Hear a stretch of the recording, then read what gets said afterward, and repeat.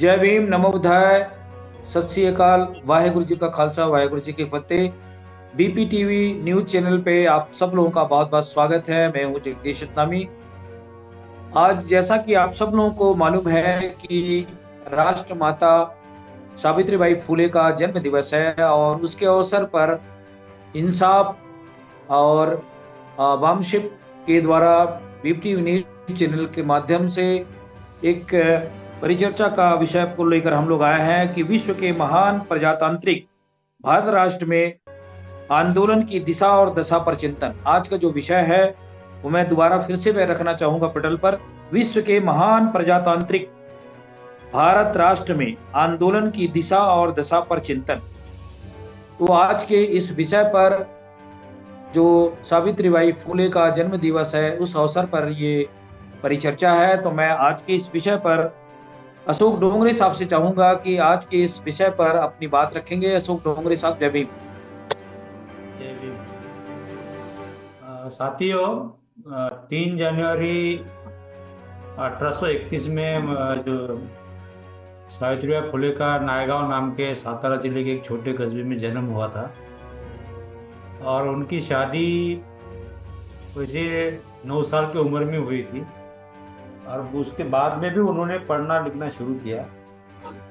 उस समय पेशवा का राज खत्म हुआ था, लेकिन समाज में जो कुरीतियां थी, मनुस्मृति का विधान वैसे भी चालू था। है? इसलिए हाँ, सही है। उनको उनको महात्मा फुले ने उनको पढ़ाया और उनको शिक्षिका भी बनाया। फिर 1 जनवरी 1848 में महिलाओं के लिए पहला बच्चियों के लिए उन्होंने पहला स्कूल चालू किया। वैसा देखा जाए तो जो शिक्षक दिन जो होता है वो सावित्रीबाई फुले या महात्मा फुले के नाम से होना चाहिए, लेकिन यहाँ की जो आरएसएस की जो विचारधारा है, हिंदुत्व की विचारधारा है, उसके माध्यम से उन्होंने राधा कृष्ण को सभी साथियों से आग्रह है कि अपनी आवाज को म्यूट रखें, प्रोग्राम हमारा लाइव जा रहा है। और बाबा साहब का एक किताब है रानड़े, गांधी और जिन्ना। उस किताब में बाबा साहब ने महान व्यक्ति किसको कहना चाहिए उसके बारे में उन्होंने कुछ कसौटियां रखी है। उनकी पहली कसौटी थी कि भाई जो भी महान व्यक्ति होता है उसने इतिहास बनाना चाहिए। अब अगर वैसा देखा जाए तो इतिहास बनाने वाले लोग जो राजा सम्राट जो रहते हैं, लेकिन हम उनको भूल जाते हैं। उसमें से कुछ लोग याद रहे, जैसे कि सम्राट अशोक है, शिवाजी महाराज है, हम उसको याद रखते हैं क्योंकि वो उन्होंने समाज के लिए कुछ काम किया था। बाकी को सब लोगों को हम लोग भूल जाते हैं। ये एक कसौटी है। दूसरी कसौटी है कि वो इंसान के पास वो सत्सद विवेक बुद्धि मतलब विजडम होना चाहिए। और तीसरी जो कसौटी है उसके पास ज्ञान साधना करके उसकी खुद की बुद्धि होनी चाहिए। लेकिन ऐसे ये 3 कसौटी लगने के बाद वो आदमी को बाबा साहब बोलते कि वो आदमी श्रेष्ठ है, महान नहीं हो सकता। उन्होंने महान आदमी बनने के लिए या महापुरुष बनने के लिए उन्होंने और एक कसौटी लगाई कि वो कसौटी है कि वो जो आदमी, जो भी इंसान रहेगा, जो श्रेष्ठ आदमी, जो बाबा साहब ने पहली 3 कसौटियां बनाई थी, उस आदमी के पास सामाजिक परिवर्तन निभाने की भूमिका होनी चाहिए। सामाजिक परिवर्तन की भूमिका निभाने का मतलब है कि हमारे देश में जो शोषणवादी जो व्यवस्था है उसके खिलाफ उन्हें काम करना चाहिए। क्योंकि जो शोषणवादी जो लोग रहते हैं वो पानी के जैसे रहता है। जैसे पानी एक जगह पे जब रुकता है तो उसका गटर बन जाता है और वो गटर में कीड़े बन जाते हैं। हमारा पुरानी परंपरा बहुत अच्छी थी।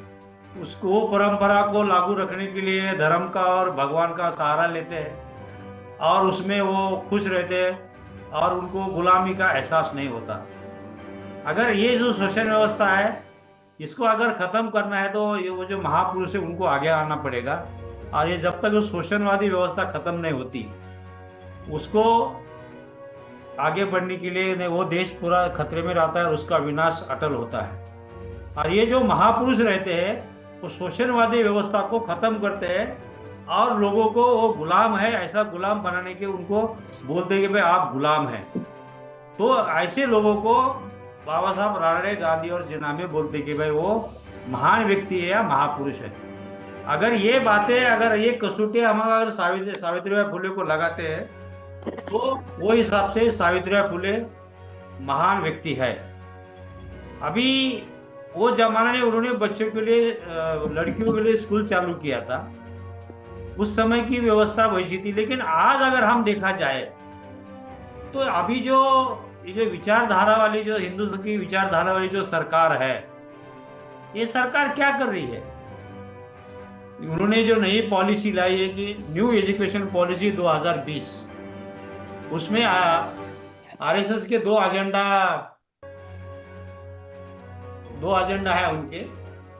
एक तो पहला एजेंडा है कि शिक्षा को निजीकरण करना, और दूसरा है कि इस देश में जो मनुवादी जो शिक्षण व्यवस्था है कि भाई बच्चों को, जो गरीबों को, शूद्रों को शिक्षा का अधिकार नहीं होना, वो हिसाब से उन्होंने गुरुकुल सिस्टम चालू करने का उनके ये दो एजेंडा है। और ये एजेंडा के तहत वो पूरे शिक्षण व्यवस्था को उसका निजीकरण और बाजारीकरण करने जा रहे हैं। अभी अगर 2024 में अगर ये सरकार वापस आती है तो इमीडिएटली ये चालू हो जाएगा। संविधान के तहत जो हमको, हमारे बच्चों को जो अधिकार मिला है, राइट टू एजुकेशन, उसके बाद में अगर निजीकरण होने के बाद जो हमारे दुर्लक्षित लोग हैं, जो मार्जिनाइज वर्ग लोग, जो लोग बोलते हैं दलित, शूद्र, अति शूद्र, उनको शिक्षा मिलेगी नहीं, क्योंकि इतना महंगी शिक्षा होने जा रही है और वो उसको अफोर्ड ही नहीं कर पाएंगे।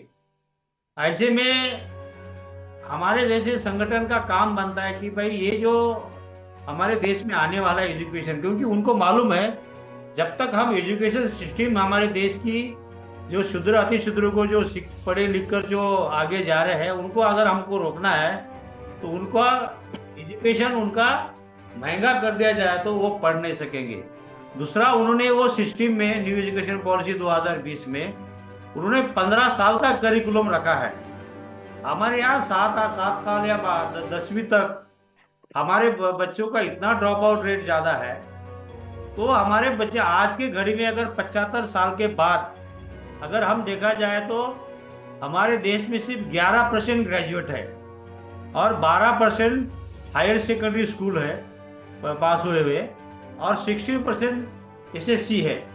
अगर 75 साल के बाद भी हमारे अगर देश की ये स्थिति है, अगर न्यू एजुकेशन पॉलिसी अगर आ गई हमारे देश में, तो हमारे जो शूद्र अधिशूद्रों का जो पढ़ने वाले जो बच्चे हैं, उनका ड्रॉप आउट रेट इतना बढ़ेगा और उनको बाद में उनको काम करने के लिए जो चीप लेबर है, उनको चीप लेबर मिलेगा।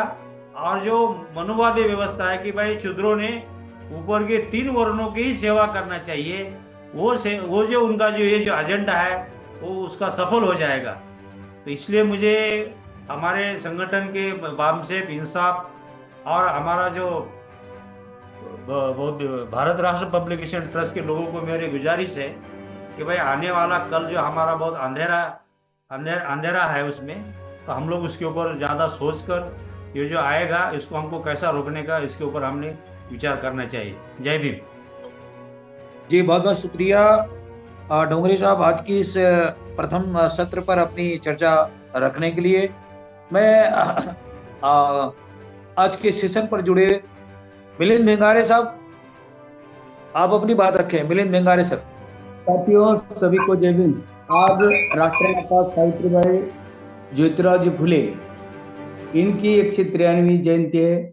उपलक्ष्य में हमने आज जो प्रोग्राम रखा है 3 जनवरी 2024 को बीपीटी के न्यूज चैनल माध्यम से बामसेफ, इंसाफ और बीआरसी, इस माध्यम से आज संगोष्ठी का जो कार्यक्रम आयोजन किया है, इस कार्यक्रम की अध्यक्षता माननीय बेचर भाई राठौड़, पूर्व राष्ट्रीय अध्यक्ष बामसेफ माननीय अशोक कुमार जी डोंगरे साहब, पूर्व राष्ट्रीय उपाध्यक्ष बामसेफ माननीय जगदीश सिंह जी, वॉइस ऑफ मानवता चैनल के अध्यक्ष प्रमुख माननीय मोहन भाई परमार जी, पीसी कुंभारे सर, माननीय आर.एस. टोके साहब, डोनेकर साहब, महादेव जी वर्मा, सभी को मेरा साथियों, आज जो सब्जेक्ट है विश्व के महान प्रजातंत्रीय भारत राष्ट्र में हो रहे आंदोलन की दिशा और दशा पर चिंतन। तो साथियों, इस विषय पर हम बात करते हुए आज भारत राष्ट्र को संविधान लागू होते हुए हम देख रहे हैं कि आज 73 साल हो गए और 73 साल होते हुए अभी कई दिन में और यार 74 साल में हम पदार्पण करने वाले हैं। तो साथियों, क्या हमें संविधान द्वारा जो हमारे नैसर्गिक अधिकार है वो मिले हैं? तो जिस प्रकार के हमारे नैसर्गिक अधिकार है, बाकी साथी अपनी आवाज को म्यूट करके रखें, डिस्टरबेंस हो रही है, आवाज आ रही है स्टूडियो में, आप लोग अपनी आवाज को म्यूट कर रखें। तो हमारे नैसर्गिक अधिकार मिलना चाहिए, लेकिन हम देखें तो आज जो सब्जेक्ट है, सब्जेक्ट के बारे में हमें लिखा है आंदोलन की दिशा और दशा।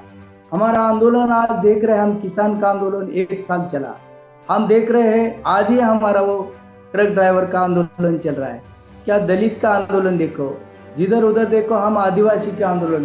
क्या संविधान के माध्यम से हमारे जो संवैधानिक अधिकार है क्या हम मिले हैं? तो इस पर हम आज चर्चा करने वाले। तो साथियों, आज भी हम शिक्षा की व्यवस्था देख रहे, हम स्वास्थ्य की व्यवस्था देख रहे, जो संविधान ने हमें आर्टिकल माध्यम से हमारे अधिकार दिए कि सबका विकास हो, सबके लिए समानता हो, सबको भाईचारा हो, सबका रोटी कपड़ा मकान जो भी आवश्यक नीड है वो फिलफिल होना चाहिए।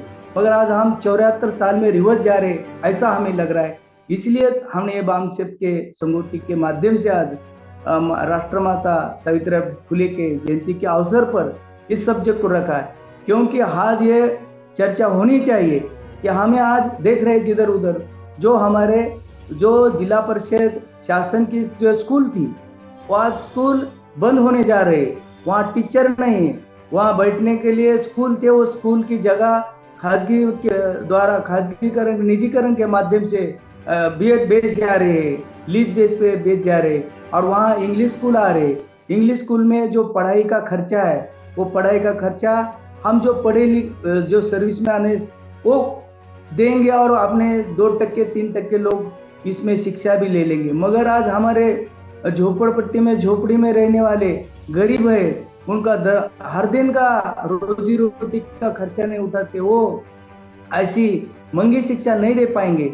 इसलिए हमें ये संविधान द्वारा दिए हुए अधिकार को हमारे लोगों को पहुंचाना और लोगों को यह अधिकार मिलना चाहिए। इसलिए हमें अट्टहास करना चाहिए, आंदोलन करना चाहिए, क्योंकि हमें हमारे जो राइट है संविधान ने, बाबा साहब ने संविधान माध्यम से दिए वाले, वो राइट हमें मिले, इसलिए हमें बिल्कुल आंदोलन करना चाहिए। दूसरा मुद्दा है हमारे स्वास्थ्य का।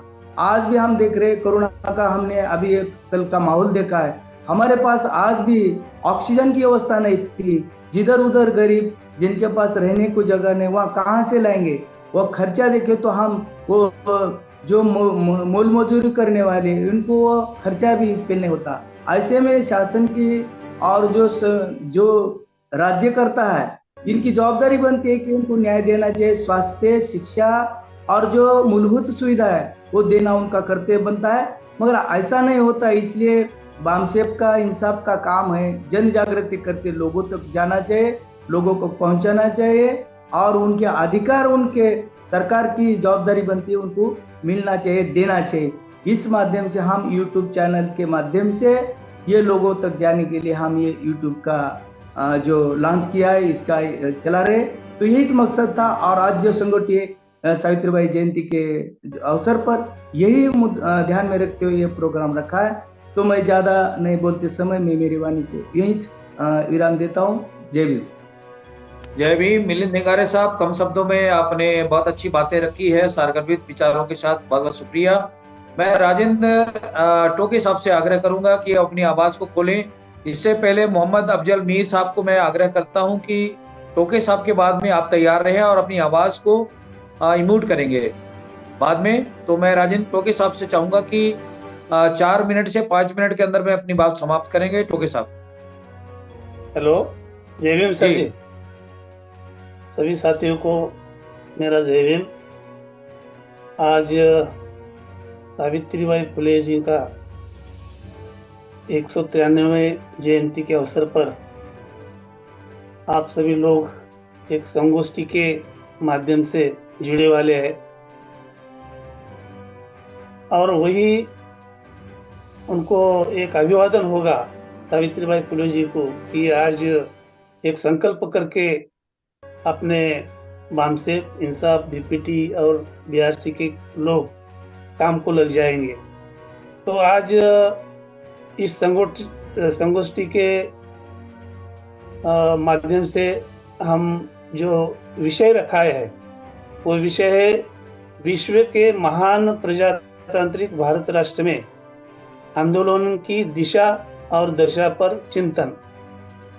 मेरे ख्याल से विश्व के महान प्रशासकीय भारत राष्ट्र में फुले अम्बेडकर आंदोलन होना चाहिए, क्योंकि आंदोलन तो बहुत चालू है। वैसे अलग अलग लोगों के आंदोलन चालू है, कोई रिजर्वेशन का आंदोलन चल रहा है, कोई किसान का आंदोलन चालू है, लेकिन अपना जो आंदोलन है वो फुले अम्बेडकर आंदोलन की दिशा क्या है और दशा क्या है। आज अगर आप सुने देखे, यानी 73 इयर्स हमने प्रजातंत्र स्वीकार किया है।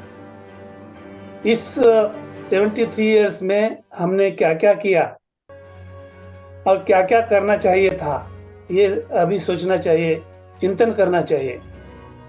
क्योंकि 73 इयर्स में हमने बामसेफ और इंसाफ के माध्यम से बहुत से प्रोग्राम अरेंज किए थे और अचीव किए, जैसे कि मंडल आयोग का प्रोग्राम था और खऊजा का प्रोग्राम था और जन लोकपाल विधेयक का जो आंदोलन था, ये सभी आंदोलन हम लोगों ने सभी सक्सेस किया है। लेकिन अभी ये 5-10 साल में जो कुछ हमारे में खामियां आई है, उसके वजह से अभी जो कुछ इस देश में जो चल रहा है, ये जो शासन प्रणाली है, शासन प्रणाली ही चातुर्वर्ण्य व्यवस्था लाने की सोच रख रही है। तो उसके बारे में हमें अभी इसको आंदोलन को तीव्र करना पड़ेगा, क्योंकि आज अगर हम सोचे इसी हालत में अगर हम हाथ जोड़कर बैठ गए तो निश्चित रूप से हमें अगली 2024 के बाद हमें चातुर्वर्ण्य व्यवस्था ला दी जाएगी और वो हमें बहुत ही महंगी पड़ेगी, क्योंकि हमारे पूर्वजों ने जो अभी तक लड़ा है, संघर्ष किया है, उन लोगों ने जो कुछ कमाया है, अभी तक यहाँ तक लाया है, तो वो सभी हमें व्यर्थ करना पड़ेगा। इसीलिए हमें बहुत ही सोच समझकर, अभी हमारे पास कुछ भी नहीं है, सोर्सेस कुछ नहीं है। क्या है सोर्सेस? ना मीडिया है, ना सत्ता है, ना आर्थिक परिस्थिति है, संपत्ति है, कुछ भी नहीं। लेकिन एक सोर्स ये है, एक हमारा जो मैन पावर है, हमारे जो एजुकेटेड एम्प्लॉयज ऑर्गेनाइजेशन के लोग हैं या बहुजन समाज के लोग हैं, इन्हें इकट्ठा लाकर, इन्हें सभी को एक जगह पर जोड़कर एक विचार पर हमें काम करके इस जो इनकी जो विचारधारा है, विचारधारा को रोकना पड़ेगा। तो ही हम प्रजातंत्र में हमारे संविधान के मुताबिक हम जीना जिएंगे, ऐसा मैं सोचता हूँ। और इसी संकल्प के साथ हम आज का दिन मनाएंगे, ऐसा मैं सोचकर मेरी 2 बातें समाप्त करता हूँ। जय भीम। जय भीम राजेंद्र टोके साहब। मैं हमारे बीच में मैं रवि डोनेकर साहब से चाहूंगा कि वो अपनी बात रखेंगे। रवि डोनेकर जी। जय भीम सभी साथियों को। आज हम इस जूम मीटिंग के द्वारा इकट्ठा हुए हैं। हमारी माताएं सावित्रीबाई फुले की जन्म अवसर पर हम यहाँ सब अभिवादन कर रहे हैं। उन्होंने शिक्षा के लिए हमारे महिला वर्ग जो है उनके लिए सबसे बड़ी एक उन्नति का रास्ता हमें दिखाया है। जब तक महिला शिक्षित नहीं होंगी तब तक घर आगे नहीं बढ़ेगा, ये सोच लेके वो टाइम पे उन्होंने ये संघर्ष किया और ये संघर्ष को जीतते हुए हम महिला के लिए पूरे शिक्षा के द्वार खोल लिए थे। ये शिक्षा के द्वार खोलने का एक ही मकसद था, अगर बहुजन महिला या सभी महिला जब तक शिक्षित नहीं होंगे तब तक भारत राष्ट्र में आने वाले पल में किसी भी घर का उन्नति और शैक्षणिक उन्नत कभी नहीं होगा। आज हम देख रहे हैं कि जो भी शिक्षा और शासन और प्राइवेटाइजेशन में जितने भी महिला कर्मी काम कर रही है, ये सब उनकी ही देन है। उन्होंने ही शुरुआत की थी शिक्षा की, जो आज हमें यहाँ तक लाके खड़ी की है। लेकिन इसका फायदा हर तबके का होना चाहिए था, लेकिन हम बहुजनों ने इसका फायदा लिया नहीं है। ये मुझे लगता है आज तक जितनी महिला हमारे बहुजन की महिला आज तक शिक्षित हुई है, लेकिन उस मकाम तक आगे नहीं आई है जिस मकाम तक उन्हें आना चाहिए था और जिस तरह से उन्हें लीड करना चाहिए था भारत राष्ट्र को। और आज हम देखते हैं कि इसी तरह विश्व में भारत राष्ट्र को संवैधानिक रूप से देखा गया है कि हम आज आंदोलन कर रहे हैं, हमारी महिला बेटियां आंदोलन कर रही है, शिक्षा के लिए आंदोलन कर रही है। और शिक्षा जब मिलती है तो शेयर नहीं हो जाती है। लेकिन ये बात हमारे आज के राज्यकर्ताओं को पता चल गई है कि शिक्षा की नीति ही बदल दी जा रही है, और नीति जब बदलती है शिक्षा की तब पूरा देश भटक जाता है और घर की महिलाएं भटक जाएंगी। ये इन्हें पता है। तो हम बहुजनों को यही करना है आगे जाके कि हम जब तक अपनी महिलाओं को शिक्षा और ये जब तक प्रबल होकर नहीं मिलेंगे, और इसके बारे में हमें सोचना चाहिए। और बामसेब और इंसाफ और हमारा सोशल मीडिया चैनल की तरफ से हम पूरी कोशिश करेंगे और आगे इस मुहिम को ले जाने की सबसे ज्यादा कोशिश करेंगे। और ये मेरी दो बातें रखते हुए मैं अपना काम देता हूँ। बहुत बहुत शुक्रिया रवि डोनेकर जी, आपने संक्षिप्त में अपनी बातें रखने की कोशिश की है आज की इस परिचर्चा पर। परमार साहब, मैं मोहम्मद अफजल मीर साहब से आग्रह करूंगा कि अपनी आवाज को म्यूट करें। बहुत बहुत स्वागत है। Thank you. जय भीम साथियों, मैं जम्मू कश्मीर से, आप सभी जानते हैं मुझे। बस मेरी ये फर्स्ट मीटिंग है, मैं एक दो बातें आपके सामने रखूंगा। हमारे पास क्या होना चाहिए, एक तो प्रिंट मीडिया और इलेक्ट्रॉनिक मीडिया, और सबसे पहले एक एजुकेशन पे हमें बहुत ज़्यादा जोर देना है। एजुकेशन से ही पता चलता है कि हम आगे कैसे बढ़ेंगे, क्योंकि शिक्षा एक ऐसा हथियार है जिसे सारा इंसान को पता चलता है। जैसे कि हक और बातिल में सही क्या है, गलत क्या है, तो शिक्षा से ही हमारी आज देखिए, अगर हम देखेंगे हाँ हमारे समाज में हम कितने पीछे हैं। अगर हमें आगे जाना होगा उसके लिए सबसे ज़्यादा जो शिक्षा है वो ज़रूरी है। तो सबसे पहले अगर ये हमारी जो ये ऑर्गेनाइजेशन है, इसके अंडर में, इसके बैनर तले अगर एक इंस्टीट्यूशन हर एक स्टेट में होता तो हमारे जो लोग हैं वो ये आगे बढ़ेंगे, चाहे उसमें गरीब हो अमीर हो, मतलब एक बैनल तरी, फिर वो एजुकेशन मतलब बिल्कुल कम रेट पे हासिल करेंगे। तो बस मेरी यही गुजारिश है कि इसमें हम एक हेड ऑफिस होना चाहिए, वो कहाँ पे होगा, चाहे बॉम्बे में होगा, गुजरात में होगा, नागपुर में होगा, तो एक मतलब गवर्निंग बॉडी जो बिल्कुल एक मतलब सेम सिलेबस, सेम क्यूरिकुलम तो इन इंस्टीट्यूट में होना चाहिए। बस ये मेरी कुछ गुजारिशात थी आपके सामने, तो उम्मीद रखता हूँ कि आप इस पर गौर करेंगे और ये आगे इम्प्लीमेंट हो जाएगा।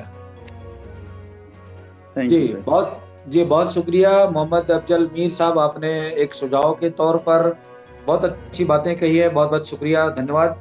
मैं अगली वक्ता के रूप में हमारे बीच में ब्रजेंद्र सिंह साहब अगर आ चुके हैं तो उनसे आग्रह करूंगा कि वो अपनी बात रखेंगे। ब्रजेंद्र सिंह साहब। जी बहुत बहुत धन्यवाद। जरा आज मुझे क्षमा करेंगे, थोड़ा सा कुछ परिस्थिति ऐसी हो गई थी, मैं पूरी जी। तरह अटेंड नहीं कर पाया। मीटिंग बहुत इम्पोर्टेंट आज की मीटिंग है जी। और माँ सावित्री बाई के जन्मदिन पर सबको मेरी बधाई है, आप लोगों को बहुत बहुत। और एक बहुत बड़ा संदेश है ये हमारे। मुझको बस इतना सा कहना है शॉर्ट में। जी। आवाज सुन रहे हैं ना? जी, हाँ। आपकी आवाज आ रही है सर, ये थोड़ा देखिए, सेंटर में किसी बैठे भी हैं आप। आपका चेहरा स्क्रीन पे नहीं आ रहा सर, ठीक से बैठे हैं। अच्छा अच्छा, मोबाइल पे चेहरा दिखना चाहिए। आ रहा है। ये अभी ठीक है। तो मेरा सब निवेदन ये है कि किसी भी समाज की अगर गुलामी को खत्म करना है तो सबसे टॉप प्रायोरिटी लड़कियों की एजुकेशन पे होनी चाहिए।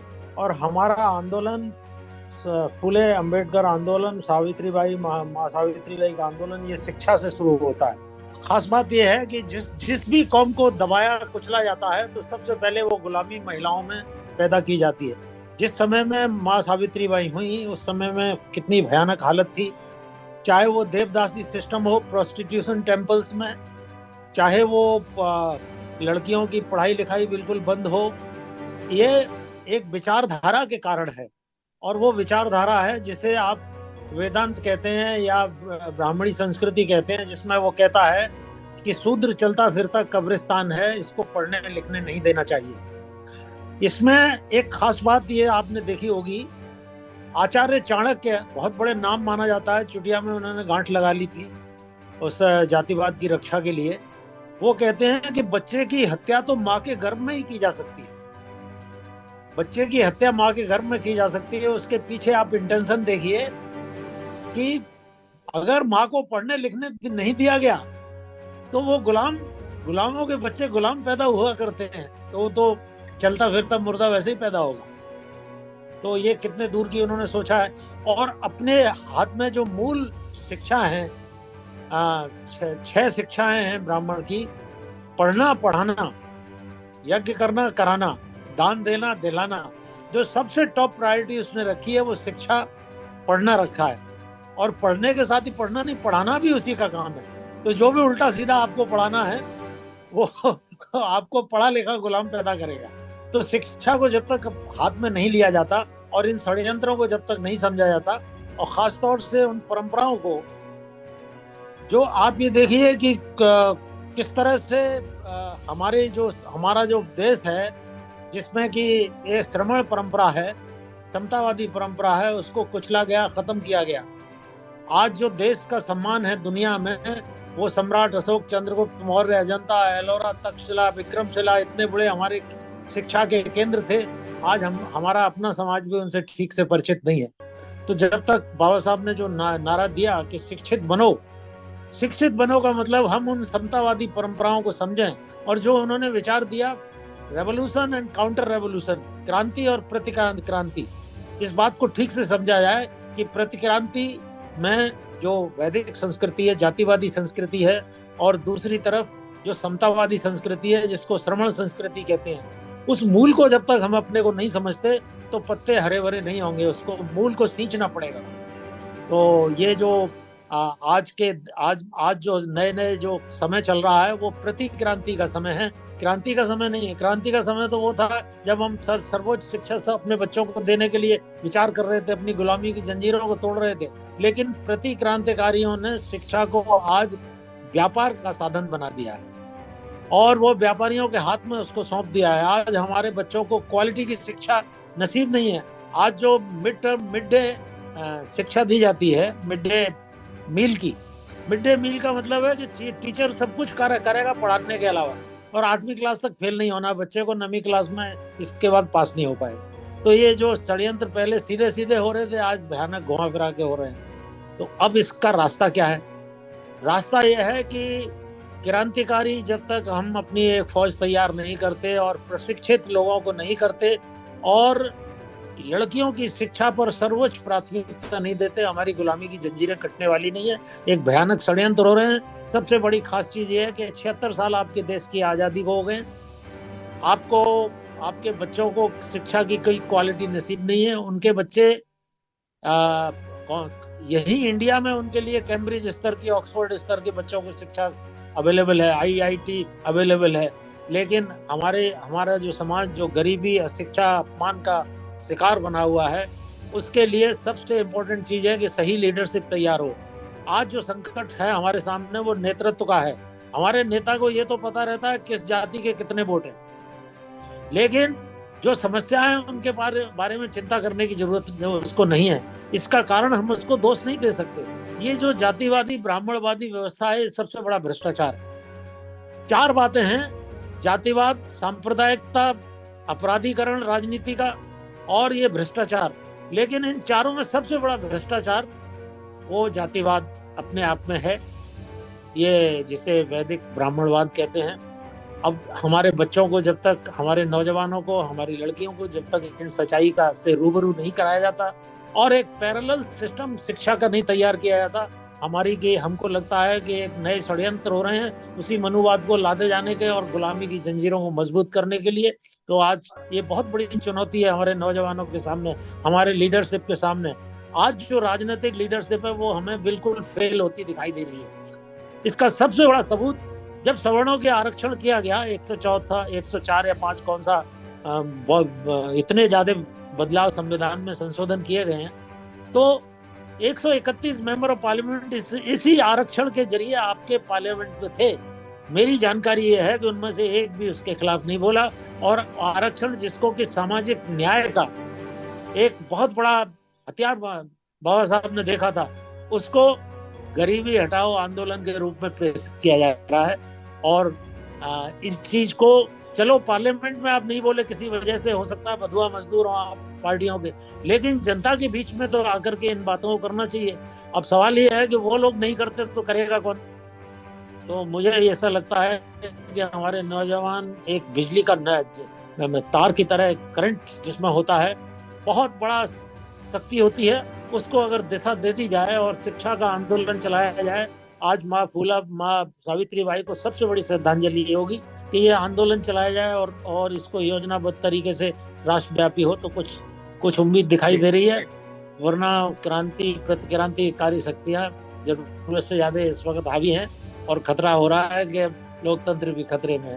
तो धन्यवाद है आपको, बहुत बहुत आपने समय दिया जी। बहुत बहुत शुक्रिया ब्रजेंद्र सिंह साहब। आप थे पूर्व ADG ब्रजेंद्र सिंह साहब, जो सामाजिक चिंतन करते हैं और एक विचारधारा को लेकर देश और दुनिया में अपनी विचारधारा को प्रखर रूप से बोले जाने के लिए जाने जाते हैं। तो बहुत बहुत शुक्रिया ब्रजेंद्र सिंह साहब। मैं आज की इस परिचर्चा पर बेचर भाई राठौर साहब, जो पूर्व BAMSEP के प्रेसिडेंट हैं, उनसे मैं आग्रह करूंगा कि जितने भी वक्ताओं ने अपनी बातें जो कही है उसको कंक्लूजन के रूप में, एक संदर्भ के रूप में अपनी बातें रखेंगे और उसके बाद हम कार्यक्रम को समाप्त करेंगे। बेचर भाई राठौर साहब। साथियों, 193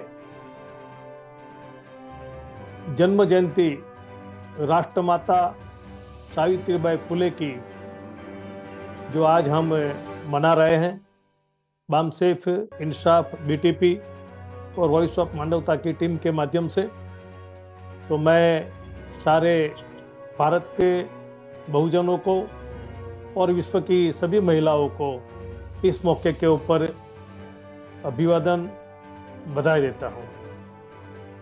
राष्ट्रमाता सावित्रीबाई फुले ने हमें जो ज्ञान दिया, हमें जो रास्ता बताया, वो रास्ता शायद आज बहुत सारे लोग, हम लोग उससे अलग से कोई नया रास्ता बनाकर चलने की कोशिश कर रहे हैं, जिसकी वजह से आज दिक्कत पे दिक्कत आ रही है।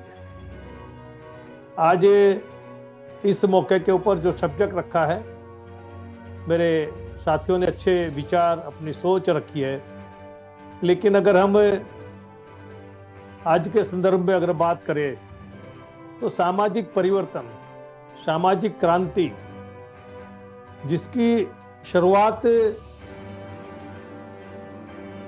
ज्योतिराव फुले जी और सावित्रीबाई फुले जी ने, यानी राष्ट्रपिता ज्योतिराव फुले, राष्ट्रमाता सावित्रीबाई फुले ने की।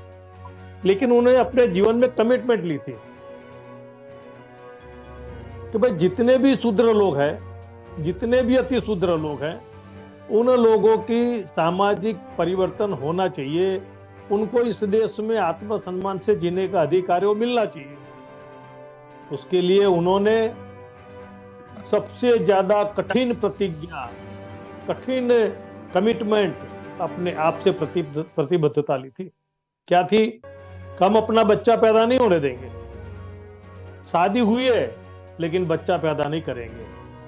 देखो समाज के ऊपर न्यौछावर हो गए दोनों, अपनी औलाद पैदा नहीं की। ये समाज पूरा मेरी औलाद है। इस देश में अगर सामाजिक परिवर्तन हो जाता है तो सारे लोग आजाद हो जाते हैं, तो मेरा देश, मेरी पब्लिक, मेरे लोग सब आजाद है। इतनी बड़ी बात उन्होंने सोची थी और शादी के बाद भी दोनों ने अपना जीवन इन शूद्र समाज के ऊपर, अनार्यों के ऊपर उन्होंने न्यौछावर कर दिया। और आज जो वो लड़ाई सेठजी भटजी से रिबफ एंड रिफॉर्म, रिबफ एक झटका लगा महात्मा फुले को, उन्होंने रिफॉर्म किया और रिफॉर्म करके उन्होंने सत्य शोधक समाज की स्थापना करके दी, विधवा संघ की स्थापना करके दी, जो बच्चों के लिए, पढ़ाई के लिए, पानी की किल्लत के लिए, छुआछूत के लिए जो जो आंदोलन किए वो आप उससे भली भांति जागृत है। लेकिन उससे भी ज्यादा जो अच्छा काम उन्होंने हमारे लिए किया, कुछ किताबें लिखकर। मैंने आगे भी बोला था कि महात्मा फुले ने सेठ जी भटजी की जो बात है वो रिबफ एंड रिफॉर्म के माध्यम से उन्होंने गुलामगिरी हो या और दूसरी किताबों में बहुत क्लियर कट मैसेज हमें दिया। बाबा साहब ने भी इनको आगे ले जाकर इनमें और डिफाइन करके समाज के लिए, देश के लिए बहुत बढ़िया बातें हमारे सामने रखकर आंदोलन किए। उनके आंदोलन से कुछ प्राप्त हुआ, लेकिन आज भारत राष्ट्र में जो आज का हमने सब्जेक्ट रखा है तो विश्व के महान प्रजातंत्रीय भारत राष्ट्र में आंदोलन की दिशा और दशा, उसके ऊपर चिंतन। भाई दिशा और दशा, आंदोलन बहुत चल रहे, ये आंदोलन आपके समय में काफी हुए। आज 47 ईयर से ज्यादा हो गया बामसेप में चलते चलते, हम काफी आंदोलन किए। इस देश में अभी जो मुख्य धारा के जो आंदोलन की बात अगर हम करें तो 1979 में मंडल कमीशन का गठन हुआ। 1984 में बामसेप के माध्यम से हम लोगों ने जेल भरो आंदोलन किया मंडल कमीशन लागू कराने के लिए। 85 में किया, 86 में किया। लेकिन मंडल कमीशन के सामने इस आंदोलन को दबाने के लिए हमारे सिंह साहब कई बार कह रहे हैं मंडल कमंडल, तो मंडल जो है, मंडल कमीशन की रिपोर्ट के आधार पर ओबीसी को 52% आबादी को 52% रिजर्वेशन देना था हर क्षेत्र में। उसकी बजाय इन लोगों ने 27% दिया और उसके ऊपर आंदोलन हुआ, एंटी रिजर्वेशन आंदोलन, एंटी मंडल आंदोलन। और उस आंदोलन में आज की जो सबसे बड़ी दिल्ली की जो सेंटर पॉइंट बनाकर जो साथी बैठा है मिस्टर अरविंद केजरीवाल, वो उस आंदोलन की देन है। मंडल आंदोलन के बाद गौस्वामी कैसे जला, पहला आंदोलन कैसे जेएनयू में चालू हुआ, दिल्ली यूनिवर्सिटी में कैसे हुआ, आप उस इतिहास में जाओ, उसमें झांको, आप तो पता चले। इन सारे लोगों ने मंडल कमीशन के विरोध में आंदोलन किया, फिर जन लोकपाल को लेकर संविधान के विरोध में आंदोलन किया। देखो ये जो आंदोलन है वो आंदोलन की दिशा कैसे बदलते आपके दुश्मन, वो आपको मालूम नहीं। मंडल आंदोलन को कमंडल में कन्वर्ट किया। मिस्टर अडवाणी ने, लाल कृष्ण अडवाणी जो राष्ट्रीय अध्यक्ष थे बीजेपी के, उन्होंने सोमनाथ से, गुजरात के सोमनाथ से, जो सोमनाथ का जो मंदिर है वो बुद्धा का मंदिर है, बुद्ध विहार था, उस सोमनाथ के मंदिर से चलकर उन्हें सारे राष्ट्र में वो यात्रा निकाली और 92 में वो यात्रा जाकर इस देश के संविधान को तहस नहस करने की कोशिश की और बाबरी शहीद हुई, बाबरी मस्जिद का शहीद किया गया, संविधान की धज्जियां उड़ाई गई। ये आंदोलन को डाइवर्ट किया, यानी जो मंडल की जो बात थी कमंडल में और कमंडल की बात धर्म में, और धर्म राजनीति स्टार्ट हो गई। उस धर्म राजनीति के बाद अभी अभी जो आंदोलन अभी चल रहे हैं, कैसे आंदोलन चल रहे हैं आपके इस देश में? किसानों ने 1-1.5 साल से ज्यादा आंदोलन किया। क्या मांग थी उनकी? कि भाई पार्लियामेंट में 3 काले कानून लाए हैं, ये 3 काले कानून वापस लेने चाहिए। अब ये कानून जो है पार्लियामेंट में, आप बिलीव नहीं करेंगे, लेकिन जो कृषि संशोधन में उन्होंने जो ये गवर्नमेंट लाई, क्योंकि 2014 के बाद इस देश में पहली सरकार है जिसको संविधान की चिंता है, जिसके देश की चिंता है, जिसे बहुजनों की चिंता है, ऐसा शो करना। और उसके लिए जो कृषि बिल लाए हो, और कृषि बिल जो उनके थे, वह न्यूनतम समर्थन मूल्य, मार्केट, ये सारी बहुत सारी बातें हैं, समय नहीं इसलिए मैं बहुत ज्यादा डीप में उसमें नहीं बता रहा हूं। लेकिन वो 3 काले कानून थे जिसके ऊपर 800 से ज्यादा किसान लोग मर गए। आंदोलन क्यों हुआ? किसी ने सोचा उसके ऊपर? क्यों पंजाब और हरियाणा और दिल्ली और यूपी के किसानों ने सड़कें जाम कर दी? क्यों सारा चक्का जाम हो गया, ट्रेन व्यवहार बंद हो गया? क्यों हुआ? किसी ने सोचा इसके ऊपर? आरएसएस ने मीडिया कंट्रोल करते हुए, उनकी सरकार ने गृह मंत्री रहते हुए इंटरनल और एक्सटर्नल दोनों जगह से पुलिस फोर्स और मिलिट्री के माध्यम से इनको कुचलने की, दबाने की कोशिश हुई, और 800 से ज्यादा किसान मर गए। उनको रंग देना चाहा इन लोगों ने कि भाई खालिस्तानी लाइन है, खालिस्तान के लोग इसको सपोर्ट कर रहे हैं, लेकिन वो फेल गए। और किसानों ने अपनी बात मनाने के लिए उनको मजबूर किया, लेकिन मजबूर करने के बाद क्या पार्लियामेंट में वो बिल को नाबूद करने के लिए क्या अभी अमेंडमेंट किया? कभी लाए? अभी नहीं लाए। लेकिन उसके साथ अभी जो आंदोलन हो रहा है, अभी जो मैंने पिछले टाइम भी बताया था, आईपीसी इंडियन पिनल कोड और सीआरपीसी क्रिमिनल प्रोसीजर जो कोड है, ये दोनों की जो बातें हैं ये भी बहुत इंपॉर्टेंट है। ये जो लोग लाए हैं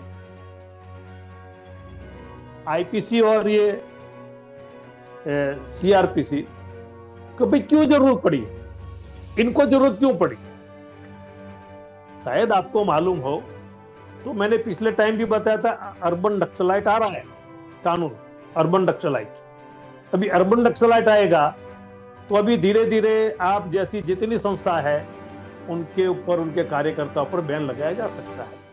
जैसे उत्तर प्रदेश में x IPS mister Dara Singh को जेल में डाला गया था, उनके पोस्टर लखनऊ की सड़कों पे लगे थे, करीबन काफी 25-50 से ज्यादा लोगों को जेल में 25-50 से ज्यादा लोगों को डाला था। दारापुरी। तो दारापुरी और उनके साथ जितने भी सामाजिक योद्धा थे उनको जेल में डालने की साजिश हुई और डाले। क्या था उनका गुनाह? तो उन्होंने संविधान की बात कही, उन्होंने लोगों की बात कही, उन्होंने देश की बात कही, तो उनको उन्होंने जेल में डाला। आनंद तुल तुमड़े, अभी वो जेल में से अभी उसको रिहा किया। क्यों? तो 2018 में जो भीमा कोरेगांव की घटना को लेकर अर्बन नक्सलाइट में डालकर उसको जेल में डाला गया। ऐसे बहुत सारे लोग हैं, कम से कम 2-4 लोगों की हत्या भी हो गई, और ये हत्या जानबूझकर हुई है, ऐसे नहीं हुई है। लेकिन उस आंदोलन को जो दिशा है वो दिशा से भटकाने का काम, और उसकी दशा ऐसे कर दो तो दोबारा कोई आंदोलन खड़ा ना हो। अभी लास्ट मंथ किसान आंदोलन चंडीगढ़ तक आ पहुंचा है, चंडीगढ़ से आगे जाने की उनको रोक कर रखा है तो वो आगे ना बढ़े।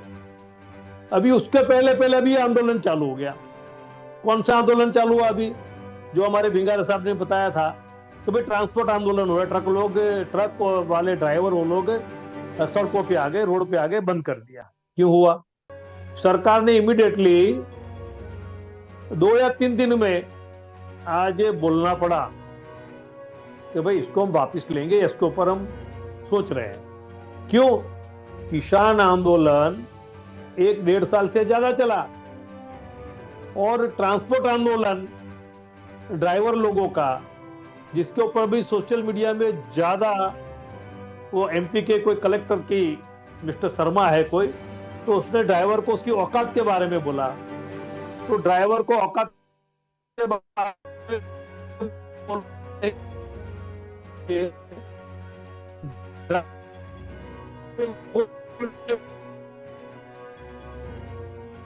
किया मंत्री और इनको मजबूर होना पड़ा। लेकिन कलेक्टर के ऊपर एक्शन हो रहे हैं अभी। उधर का जो यादव चीफ मिनिस्टर है, उन्होंने अभी, मैंने करीबन 1-1.5 घंटे पहले देखा था, तो उसके ऊपर एक्शन लेने जा रहे हैं लोग, यानी औकात बता रहे हैं। देखो, आंदोलन अगर एक ड्राइवर है तो आपके समाज का होगा जी, उसकी समय का औकात थोड़ा क्या ध्यान है। रखिए। हाँ, उसकी हाँ भी, इसलिए आपने मेरा समय सबसे ज्यादा मुझे कम समय दे दिया, लेकिन चलो मैं भी शॉर्ट में खत्म करता हूँ। लेकिन अभी ये जो आंदोलन जो चल रहा है, इन लोगों ने 2-3 दिन में सरकार की हवा निकाल दी और सरकार को मजबूरन इस आंदोलन में अपने पैर पीछे खींचने पड़े।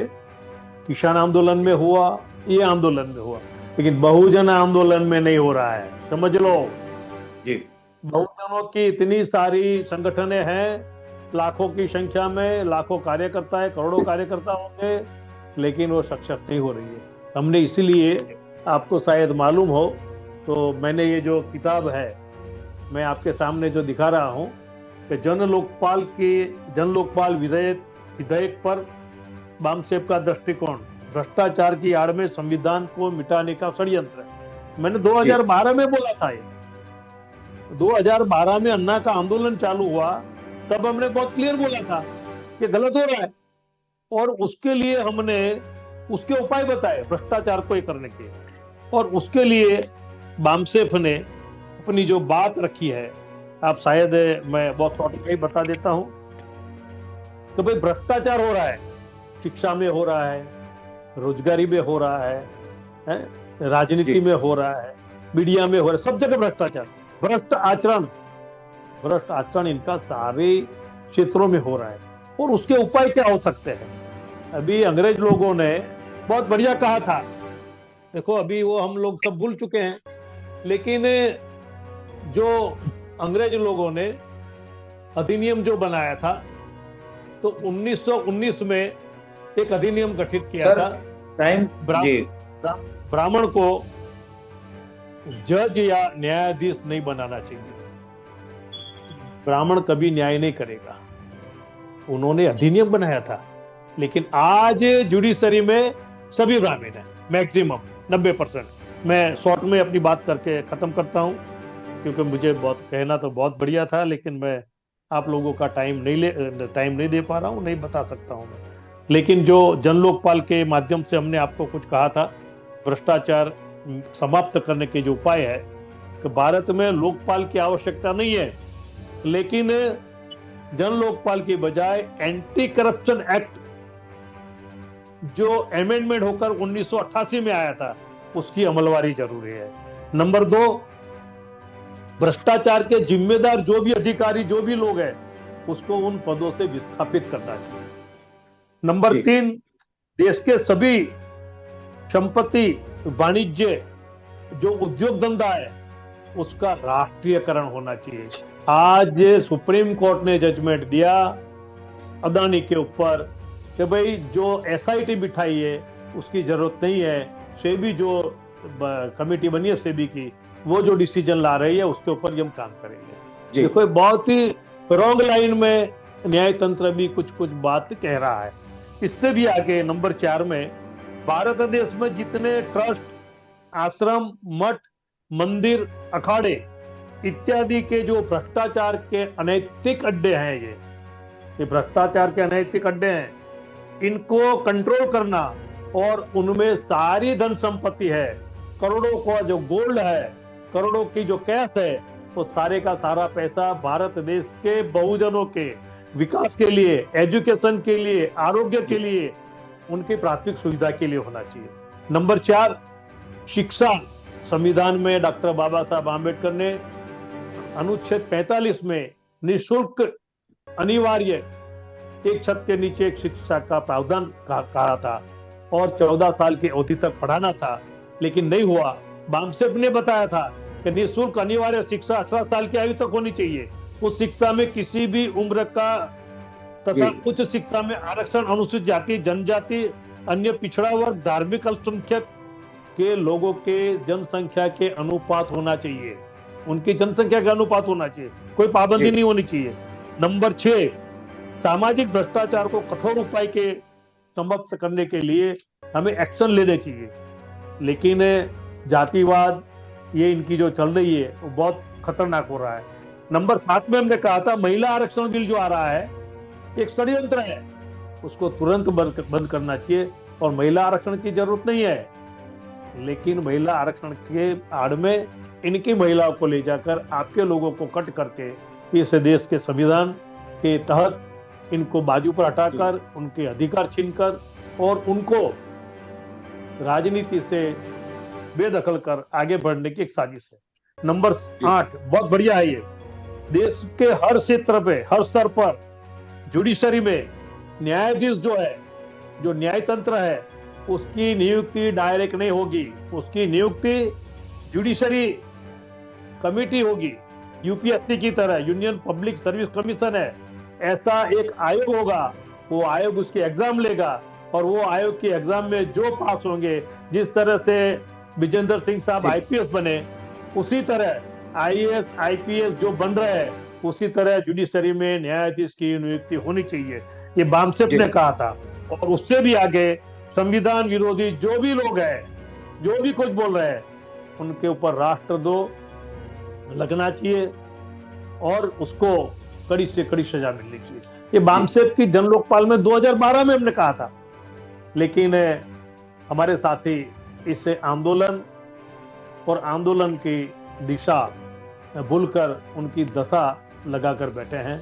आओ जी, राष्ट्रमाता सावित्रीबाई फुले के 193 के 3वें जन्म दिवस पर हम लोग संकल्प करें, कटिबद्ध बने और बामसेप इंसाफ और बीपीटी के माध्यम से इस देश में सामाजिक लहर, सामाजिक आंदोलन को गति दे, तन मन धन से इसकी सेवा करें और शॉर्टली हम लोग जल्दी से जल्दी इसको आगे बढ़ाने की कोशिश करेंगे।